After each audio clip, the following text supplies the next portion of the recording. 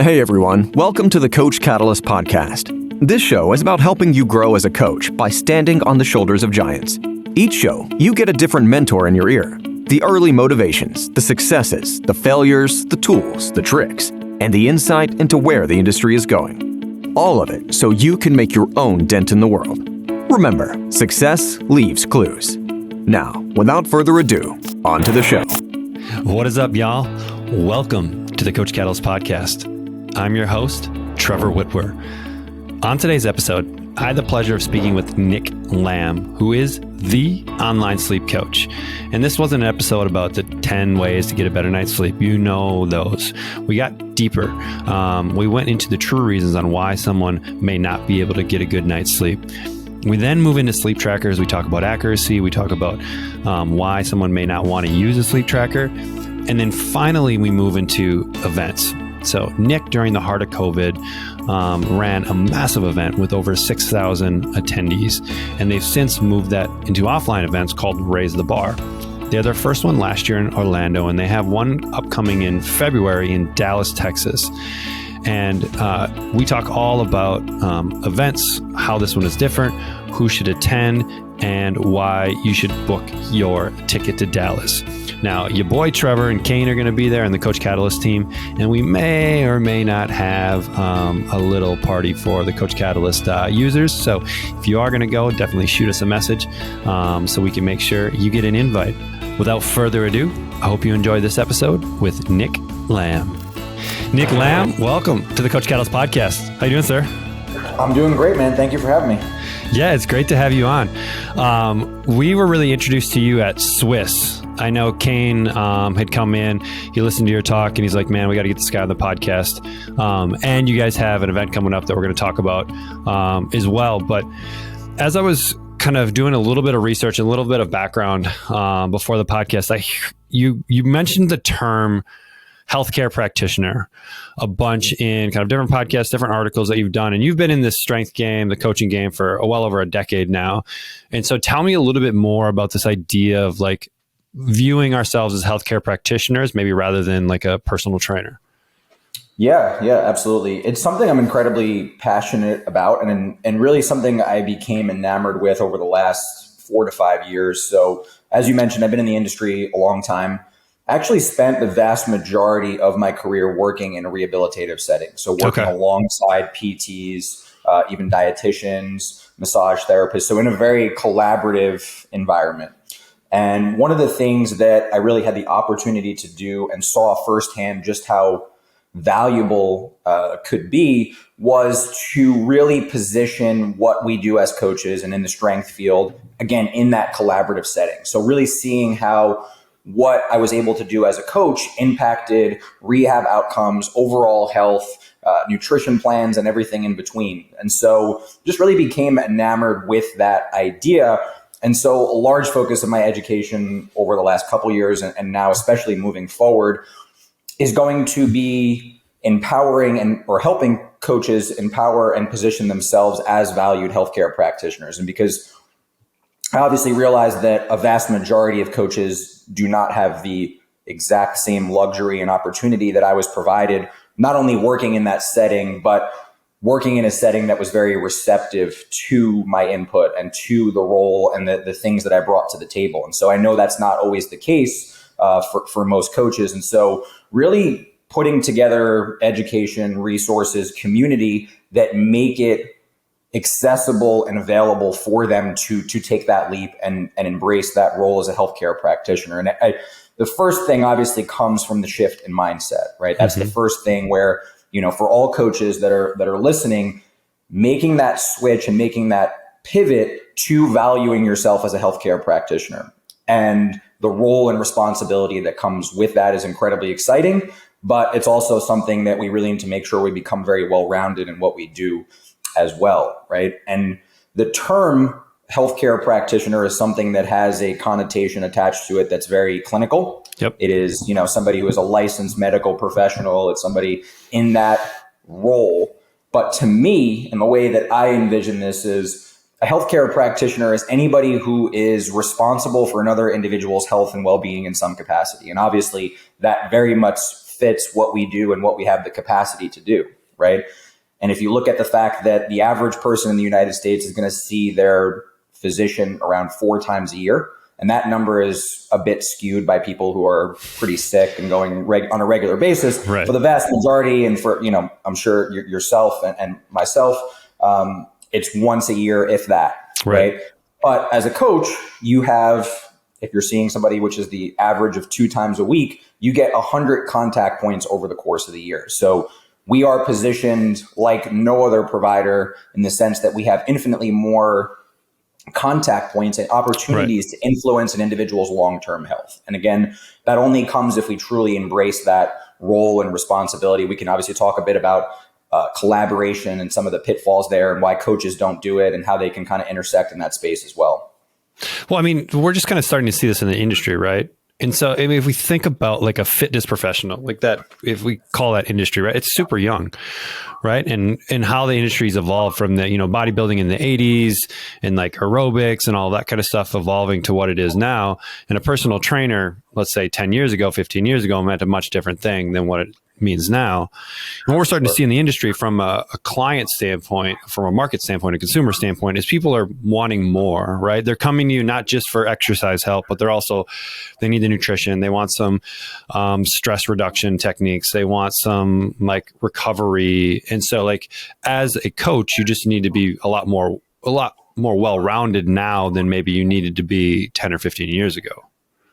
100%. Yeah, 100%. So, the becoming more well-rounded is a huge piece of it, right? Becoming a bit more of a generalist in the overall sense. It doesn't mean that you can't specialize in working with obviously a specific and unique population. I think that's incredibly valuable. And I think, you should do that to a certain extent, but becoming a bit more of a generalist in those big rock areas, like you mentioned, that ultimately matter and are going to allow you to distinguish yourself. And then I think the other big area of where we can really leverage what is our greatest attribute and skill set, and the fact that we have more time with individuals than anybody else, is really embracing human behavior. And I know there's pockets of this in the industry that we're starting to see more of, but I always reference there was a large study that was done, and Brett Bartholomew shares it often. There's a study that was done looking at educational programs for coaches in the industry, particularly in the strength and conditioning industry, and what type of programs, education programs they were. And there was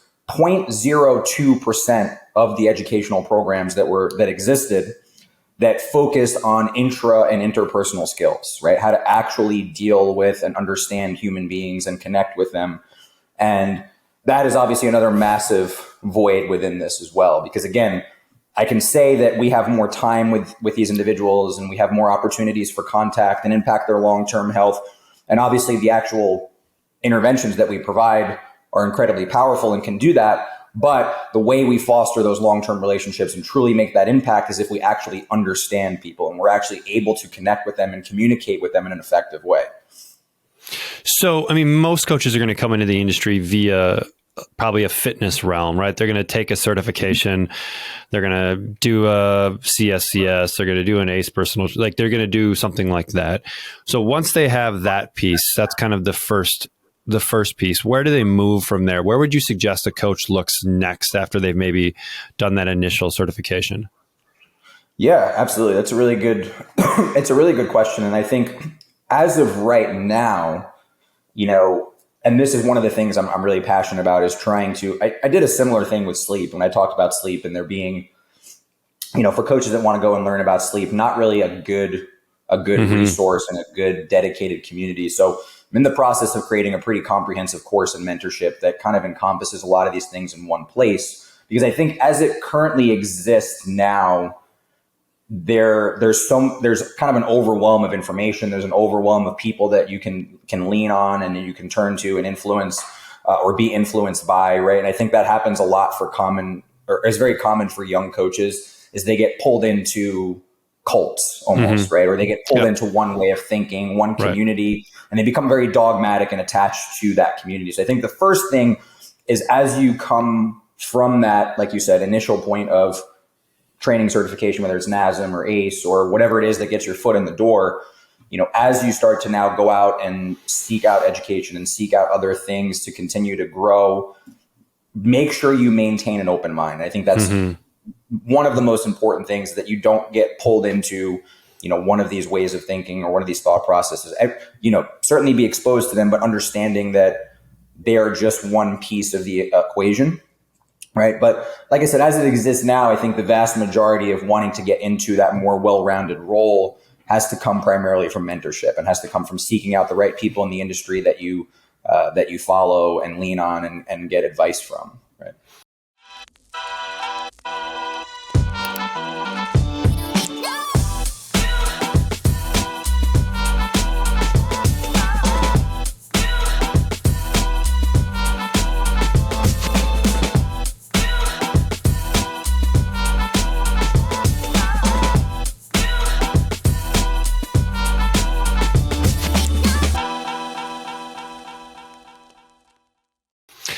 And I mean, you talked about sleep a little bit. And so you're probably a big piece of your work has been in that sleep realm, right? You've done talks and presentations on the sleep stuff. What got you interested in sleep specifically? Because I mean, there's lots of different kind of recovery type things. What brought you to sleep?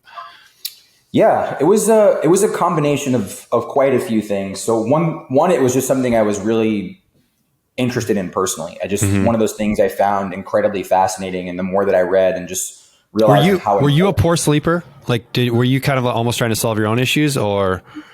Not necessarily. There was definitely a journey that I went on where I improved my sleep, but I would not say that I was a poor sleeper per se, that I had, these more chronic based sleep issues, that I was really struggling. I definitely was leaving some to be desired. I was leaving some results on the table, and how I could be really fine tuning my sleep, which I think is where a lot of people fall as well. So it was the combination of, like I said, having this really just fascination around sleep in general and everything surrounding it, just how important it actually was. As I mentioned, I was working in a rehabilitative setting, and it was a common thread. It was something that we were seeing come up time and time again. We'd have, patients doing very similar things on similar plans, sticking to things pretty similarly, and then having drastically different outcomes. And obviously that can be multifaceted, but sleep seemed to be a linchpin. It seemed to be something that came up time and time again. It seemed to be something I had a lot of clients struggling with, and I didn't necessarily have answers with outside of things that were pretty superficial, which is where I found most of the industry. And then that was really the epiphany for me, as I had a few opportunities to then go and share what I was doing from a coaching perspective with other coaches. I saw that 99% of coaches were not doing this, or had really no idea around sleep. There was this massive void where, universally, if you asked any coach or practitioner, do you think sleep is important for your clients and their results and their overall health? They would say yes. But then if the follow-up question to that is, do you feel comfortable actually being able to make some recommendations and improvements with them? It's a very, very small percentage that actually were able to. And there was just this kind of massive, massive gap, this massive void, right? So when we think about sleep, what in your opinion is maybe one of the most impactful behaviors someone can have? Or is it kind of a combination of a bunch of different things? Well, I think the behavior piece in general is very underappreciated and very under talked about in the industry and just as a whole. There is a growing understanding across, the general population of how important sleep is. And there's a growing number of strategies and things available for them, most of which fall under the supplement product industry. There are plenty of sleep hygiene lists and things that have circulated around, right? The top 7 sleep tips, top 10 sleep tips. And, more often than not, the things on those lists are accurate and true and can benefit someone's sleep. The problem is that all of those things, for one, don't address what's often the root cause and the root issue. And number two is they don't take into account any actual individuality. And this is where I think there's that missing void, in the sense that sleep should be approached and similarly to a lot of other aspects of coaching, in that it requires a actual individuality to that person, to what they're actually struggling with. And a lot of that comes down to behaviors, right? And so I think the appreciation of the behavior side of things in and of itself is what's really lacking.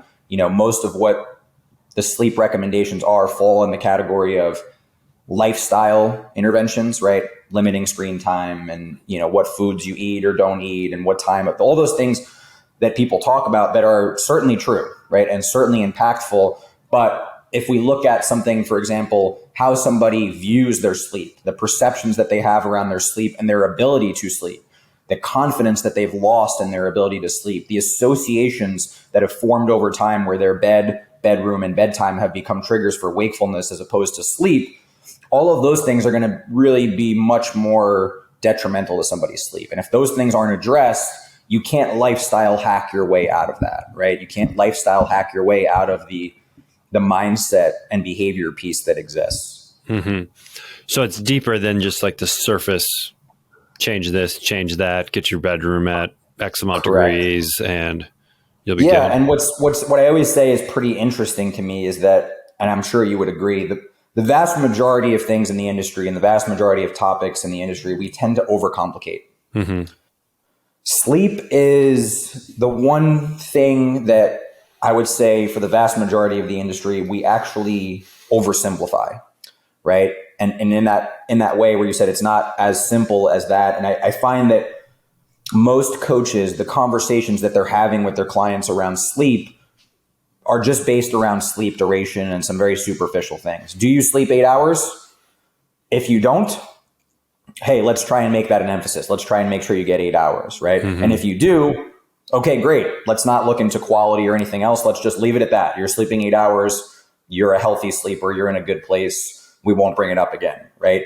So I think we find that sleep has become a bit oversimplified, which is, again, the contrast to most things in the industry. We do need, I'm not one to overcomplicate things or throw a lot into the equation here, but if we value sleep as being important and we know that our clients are spending a third of their lives doing it and that it impacts every single facet of the goals that they have and their overall health and well-being, then we do need to make it a little bit more of a priority, and we do need to take a bit of a deeper dive. And I mean, sleep really is that lead domino too, where if you can figure out the sleep piece, everything else just becomes easier, right? For sure. I mean, in the rehabilitative setting, that was really the biggest use case of sleep that we found. Obviously, I would eventually create a separate service that I would offer, 4 and 6 week coaching programs for people who are really struggling with their sleep. But at the onset, we were doing these sleep onboarding sessions for a lot of the rehabilitative patients. And it was that idea of improving everything else. What we were doing is giving people a window of opportunity to do more, right? Because if let's take somebody in chronic pain, for example. We know that pain can influence sleep, right? If somebody who's in pain and uncomfortable, it might influence their ability to sleep.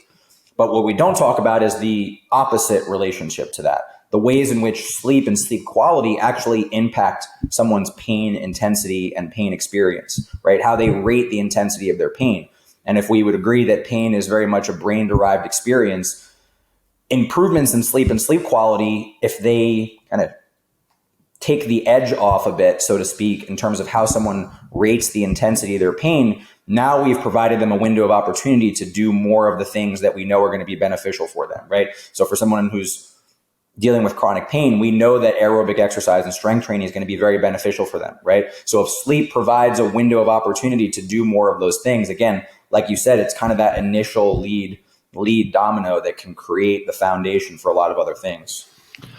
So when you were doing these 4 or 6 week courses or interventions with clients, were you able to collect any data with it? I mean, did clients have like Oura rings or Garmin where you could get kind of relative data? I mean, as accurate as it can be, or was it a lot of like subjective kind of before and after type things? Well, a couple things. One, it was definitely a bit more subjective. And part of the reason for that is that, and we could obviously talk a bit about sleep trackers since you brought them up. I typically, for most people who are struggling with sleep, do not use sleep trackers. And I know that might surprise some or most.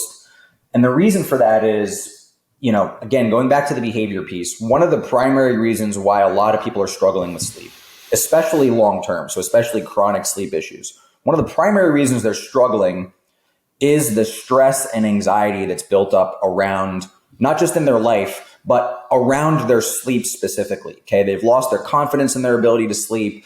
It's created this really kind of snowball of stress and anxiety and negative association attached to it, to where, if they think it's starting to get close to bedtime, they start to anticipate that it's almost time for them to sleep, and they start to, create a sympathetic response. And so for someone who's struggling, if you add in a sleep tracker, right, you're just adding something else into the equation. You're adding a number or set of numbers for them to obsess over a bit. Mm-hmm. And, the other piece to that is the accuracy side of things, right? And so, how much stock are we putting into something that is not entirely accurate, right? And so when I talk about accuracy, there's kind of a few different layers to the accuracy of sleep trackers. Most of them, in the first layer, the first stage, most of them are very good at estimating, are you actually asleep, right, versus awake. So estimating your sleep duration, most of them, especially if there's something that's actually on your person, are pretty good at this. If it's one of those that are, close to your bed or underneath the mattress, those have the potential to not be even good in those areas. Right. The next layer is just overall distinguishing between the two overarching types of sleep, non-REM sleep and REM sleep, right? Non-rapid eye movement sleep, rapid eye movement sleep. Again, fairly good at estimating here because there are some key distinct differences between the two. Where they become much less accurate to this point, and they're going to improve, but where they become much less accurate is when you really get into the weeds of distinguishing how much time is an individual spending in, for example, the types of non-REM sleep, which increase in depth, right? Stage 1, stage 2, and then stages 3 and 4 tend to be your deeper, more restorative sleep. So when you're looking at sleep tracker data that tells you the percentage of time you're spending in deep sleep, it's one of those things you need to take with a bit of a grain of salt. And for people who are struggling, or just in general, if people are putting a lot of stock in that number and getting stressed over that number, a couple things. One, we're basing it off of something that, again, is not all that entirely accurate, not 100% accurate. And then one of the things that I do in the coaching process and have other coaches do is to restructure the negative perceptions and thoughts that people have, right? If they're poor at self-estimating their sleep, and we can work on structuring it in a way where they actually feel like they're a better sleeper than they are, I can't do that with sleep tracker data, right? If there's a number, whether it's right or wrong, I can't change that. People will fixate on the number, and there's nothing I can do to restructure that or reframe that, right? With that being said, sleep trackers aren't all bad, and it's not like I have never used them myself or that I don't ever recommend that they're used. For somebody who's overall a pretty healthy sleeper, it can be beneficial to get some contextual awareness, how certain things impact your sleep, because even though they're not entirely accurate, they're consistently inaccurate, right? So once you get a baseline of using them, you can still see how other things will impact your sleep and your sleep quality, right? How food timing, exercise timing, alcohol, all these other things influence. So it can be beneficial. You can get some contextual awareness on things. But again, for people who are really struggling, I tend to not use sleep trackers. As a gym owner, Coach Catalyst is the key to having low turnover. For several years, I struggled and spent 10 to 20 hours a week communicating with clients via phone calls, Facebook Messenger, email, and text messages. I had tried everything to make my life more efficient. I was at my wit's end. And then I found Coach Catalyst. Since starting the software, I have found a life again, and my clients are thanking me for being so involved in their fitness life. I've cut my daily commitment to interacting with over 300 clients to under 15 minutes a day and have streamlined my 6-week challenges. I couldn't recommend it more. I just don't know if I would even be here today if it wasn't for Coach Catalyst. If you don't have an account already, you're missing out and not helping the people you could be. Yeah, when you're talking about this, it reminds me a lot of like the scale, right? In a weight loss, fat loss client, right? Like some clients can look at it and be very objective and be like, okay, that's what it is, move on. Other clients, like if they see it move up a little bit, we don't know if that's water gain or fat gain or muscle gain, whatever, and it sends them into a spiral. And so it kind of sounds like very similar with sleep trackers. Yeah, no, 100%. That's a really good example. And, part of it comes down to, I think if you're unsure, right, don't use it for someone who's struggling. But in the same way, from a scale perspective or any data or information, it's just a better understanding of your client and knowing how they respond to information, right? If they're the type who does obsess over numbers and does obsess over things, then absolutely not. You're not going to be using it. But if it's somebody who is motivated by having information and you feel could benefit from it, and it's not going to hold them back, and that they'd actually be more motivated to do the things that you're asking, okay, just again, keep in mind that, I think one distinction that I always make with sleep versus exercise and nutrition is that with exercise and nutrition, there is always a certain degree of willpower involved, right? To remain motivated and committed, you can will yourself to do the things that you need to do, make the decisions that you need to make, right? Sleep is a bit of the opposite of that, right? It's actually surrendering that will. And sometimes the more that you become heightened to what you need to do and over focus on those things and, try to motivate yourself to sleep better, the worse off you are, right? It just tends to perpetuate a lot of the thinking and stress and anxiety. So that is one way that I always try to distinguish the difference between, how we sometimes think about exercise and nutrition and how we keep people motivated and committed. Mm-hmm. Yeah, I mean, that's awesome. And so do you have a sleep course right now? I do, yeah. Coaches? So we've had the course out for a few years now. It's the Sleep and Recovery Coach course. So sleepcoachcourse.com. And really the goal with the course is just to provide a system. Because again, that was the biggest thing that's lacking. So obviously within the course, we cover all the background, everything anatomy and physiology wise, all the correlations of sleep. We dive deep into circadian biology and a bit of that science. But really at the core is a system that you can implement and obviously tweak to your own setting, but a system that you can implement around sleep, right? So from an assessment and screening perspective, when do you refer out? And then based on the assessment and screening that you're doing, what are the actual coaching interventions that you can provide, right? In the same way, like I said, that we have for any other facet of coaching, really trying to create something similar for sleep. Right. So in developing the sleep course, is that what kind of moved you then into education on a bigger front with the events and that stuff? Yes, definitely. That was I've always had that itch for education and a passion for that side of things. In any setting that I was working, I always embraced the opportunities for, getting interns or having coaches that were underneath me that I could mentor. That was always something that I really, really resonated with and maybe didn't see that there was a large scale potential in having the opportunity to educate. So sleep was definitely one of the entry points into that. And actually, really at the start of the pandemic, we had just finished the course. And to coincide with the launch of the course, I was planning to do a series of in-person workshops. And I, like many, had to cancel all those. I had some pretty cool places lined up everywhere from Brazil to Costa Rica to all over the States as well. And had to cancel all that. And so made the decision to pivot and host a virtual event right at the start of the pandemic. It was the Recovery and Sleep Summit.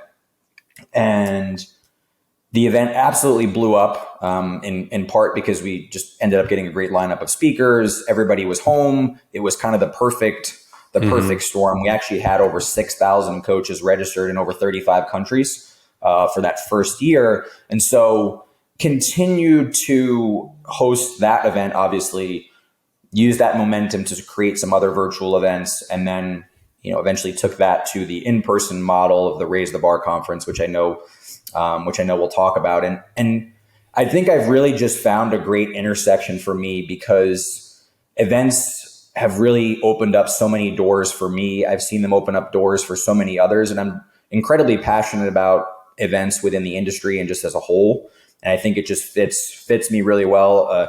A bit of background information before I got into coaching, and even while I was coaching for the first 5 to 7 years, I was a wedding DJ and party DJ. So that kind of hosting and being a part of events is something that is just innate and kind of natural for me. So it's a really great space to be in. Do you bring your equipment to the events? I do not. It's something I've thought about. Yeah, it's something I've thought about. I do MC all of our events, and as well as I've started to do it for some other industry events as well. So still that side of things, because the MCing was always a big piece, especially with weddings, introducing the bridal party and getting people on the dance floor. But yeah, I have not, and I actually have sold the vast majority of my DJ equipment. I started to get back into a little bit, and then of course, pandemic hit, and the company I was working for kind of pulled back a little bit. But it would be interesting to do for some industry events, but I haven't quite done it yet. Oh, that's awesome. So when was the first in-person? Was it last year? Was that the first Raise the Bar, or was it 2 years ago? It was the first Raise the Bar was actually this past February. Okay. So about a year ago. I guess about 10 months ago now. Yeah, right on. And so, that event, so your first one was sleep and recovery, right? You're kind of doing that stuff virtually, but the Raise the Bar was a little bit more holistic in who the speakers were, what they were talking about. It was all around coaching, but it wasn't just like sleep and recovery. Correct. And I should also point out that Raise the Bar is a collaboration with my business partner and friend, Derrek Mendoza, who I haven't had the chance to mention. And part of why Raise the Bar became what it was and how we were able to pull it off was in large part to Derrek as well. And when we sat down, so we have an education brand that we host together called Coached. We have a membership and courses that we host. And when we sat down to really make this massive in-person event, I had hosted these virtual events. Like you said, Derrek had also hosted a large virtual summit event called the Find Your Prime Summit. And as we sat down to do this and we made that pivot and that decision, it really was, and this is going to sound a bit, maybe corny or cliche in a way, but it really was, hey, we've got this platform now that we've been able to create with these events. Let's really try and make this event something that betters the industry, right? That really elevates the industry, because that was something we were really passionate about. I've been in the industry 12 years. Derrek's been in the industry for 15. So it was something where we really cared about the state of the industry and the people in it. So can we create an event, a mission, and a community that works to elevate the standard in the same way I was talking about earlier, right? Helps coaches position themselves for more and have more longevity in the industry and really just thrive in the industry, not just survive in the industry. And so that was really where the concept of Raise the Bar was born. And the way that we do it that makes it a bit unique, and you kind of alluded to it earlier, is we have the focus of the topics on what we deem to be the missing links of the industry, the areas that don't get as much areas of development. They don't get as much focus in industry events and education. And they're ultimately the things that truly matter as well. They're the things that, again, when you talk about positioning yourself for more, having long-term impact, these are the skills that we truly believe are the most important. So business and marketing acumen is a big component of the event. Communication skills and human behavior is a big component. How you collaborate with other professionals is a big component. How you have an industry filter and don't become dogmatic to one way of thinking is a big component. And so it's all of the topics are centered around, again, these kind of missing links or missing voids within the industry, or what we feel are the missing voids. As a coach that runs challenges, I needed my life back. I had stuff all over the place. A Facebook group for community interaction, Google Sheets for check-ins and measurements, and was drowning in email communication. As my challenges grew past just a handful of people, I started to notice clients were falling through the cracks. I began researching virtual assistants because I just couldn't manage it all.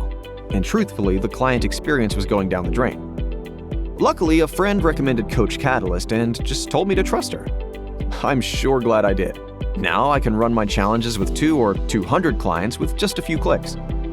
The lessons get delivered on the right days, the accountability happens automatically, and most importantly, the communication is all in one spot. I even created 2 new challenges from the Coach Catalyst library. Best part, didn't have to change a thing. I used to spend 15 minutes just trying to log into all the apps I needed. Now I log in and my dashboard tells me who needs a shout out and who needs a kick in the butt in about 15 seconds. I feel like a huge weight is lifted off of my shoulders. I can finally spend my time coaching again instead of worrying about all the admin work. Do your brain a favor and get Coach Catalyst.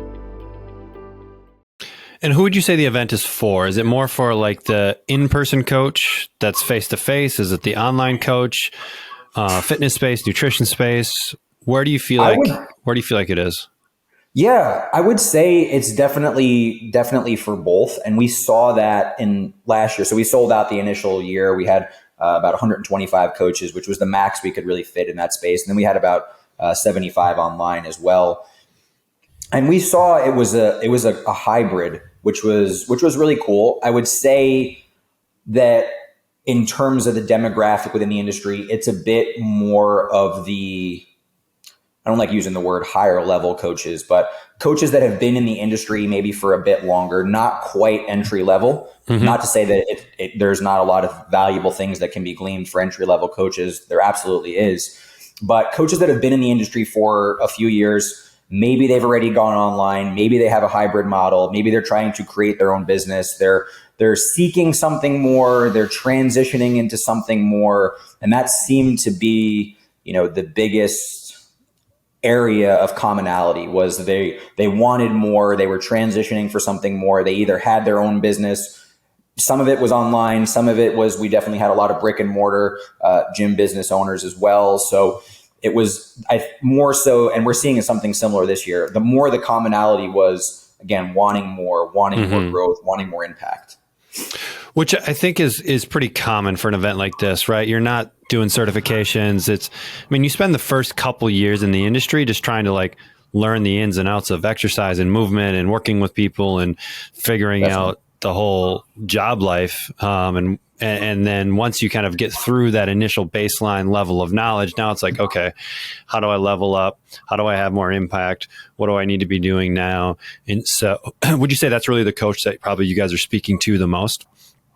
Yeah, absolutely. Absolutely. And it's, again, it's interesting to see because we have a survey, for example, for new attendees and kind of getting an idea of their background and what they're struggling with. And we're actually seeing this year a percentage or larger percentage of coaches that are a bit newer, and it is their maybe even their first event that they're attending. And so I think there's a bit of a shift as well, whether they're getting that through other coaches that they have the opportunity to be mentored by, or they're just becoming a bit more keen to it. There's that understanding that if they can learn some of these other skills, especially from a business perspective earlier on, that it's only going to help them in the long term. So we are seeing a bit more of that, but I would say for the majority, you hit the nail on the head, right? For sure. So events are starting to come back and coaches have a lot of choices on where they need to go, maybe a limited budget. They can only do 1 or 2 a year. What would you say about the Raise the Bar event on how it's different that would kind of convince a coach to maybe pick this event over, going to IDEA or Ursha, some of the kind of major players? Yeah, absolutely. So there's a couple things. One is, like I talked about, we really stay true to these missing links and areas of development that ultimately matter. So not just, and when I start to point out some of these things, it looks like I'm, looking down on other events or other structures of events, and I'm not in any way, shape, or form, right? But there's absolutely no fluff in the sessions that we put together. There's no filler sessions. There's no superficial sessions. Everything is dedicated to business development, to actual growth, to learning how to work with people and connect with people on a bigger scale, right? And so I think that's what we want to be the biggest distinguishing factor. The next piece is, and this is something we're just very fortunate and very grateful to have, we really have put together a pretty incredible lineup of industry leading speakers, right? So for example, we have Jonathan Goodman, who this is the first speaking engagement that he's a part of since even a year prior to COVID. We have Don Saladino, Luca Hocevar, Molly Galbraith, Jill Coleman, kind of the list goes on and on. So we've been very fortunate to build a pretty incredible lineup of speakers. And maybe unlike a lot of other industry events, we picked these individuals and we made it clear with these individuals that we want you to be a part of the community and really immersed in the experience. So all of the speakers will be there for the entirety of the weekend. They're going to be immersed in the event. You're really going to have the opportunity to engage and connect with them in a very different way, as well as other attendees. We're big on creative ways to really integrate and network and make a community around the event. I think that's something that has always should be the main focus of events, but sometimes gets kind of lost in the sauce with, all the amount of information and everything else going on. But at the end of the day, that's what events should be about. We try and keep that the core focus. So there's no concurrent sessions. You'll get the opportunity to watch every single speaker. The entire group is at each talk. We don't break people out in any way. So it's really trying to create that community of like-minded coaches who also want to elevate themselves in the industry. And I mean, do you have a limit on the number of attendees for this one as well? We do. Yeah. So we're definitely in a bigger venue than we were last year. So we're in a hotel space this time in a grand ballroom of a hotel. Whereas last year we were in a gym facility, albeit amazing gym facility in Orlando. So we can accommodate around 225, 250. We're already over 60% of tickets sold. And we're just over, or around 2 months out, just over 2 months out. But we do have a capacity, albeit a little bit bigger than last year. But I mean, that's a number where it's more intimate, right? It's not like the 5,000 person event, right? And so, with an event of 200, 250, like you can get around and talk to a lot of people. You can engage with speakers. I think that size then leads to just a better, more of the community feel, right? Versus this kind of massive event in a convention center. Definitely. Yeah. It's a lot more intimate. That's a good way to put it. Definitely a lot more intimate. And like I said, because we don't have those concurrent sessions, everybody's in the same room together, doing all the immersions and engagements and breakouts and everything together. Mm-hmm. So, even with hitting the max of say 200, 225, if you look at that ratio to speakers that we have, and we'll have 16 speakers that will all be there again for the entirety of the weekend, it's still a ton of opportunity, unprecedented opportunity really to just engage with speakers and other high quality coaches in the industry as well. That's awesome. Give me the details on it. It's in Dallas, right? Correct. Yeah. We'll be in the Dallas area, February 24th through the 26th. So the last weekend of February, it'll be a 3-day event, 3 full days. The third day will be a bit shorter in case anybody's, running out to catch flights, but 3 full days. And like you mentioned, in the Dallas area. Nice. So like is it Friday, Saturday, Sunday? Is that what those dates are? Correct. Yep. Okay. Exactly. Nice. Yeah. And so people would probably fly into Dallas, Fort Worth. Is that kind of the closest, or Love? Yeah. So there's two major airports in Dallas. There's Dallas, Fort Worth, like you mentioned, and then there's Dallas Love as well. Both are actually about the same distance away from the event venue. Both are about 20, 25 minutes. So either of the major airports would work. Nice. So if people wanted to dig in a little bit more about the event, learn a little bit more, where do they go? Yeah, site is 2023raisethebar.com. You'll find all the details. That's where you have the ability to sign up. Also, we have a dedicated Instagram page for the event. It's at Raise the Bar Event.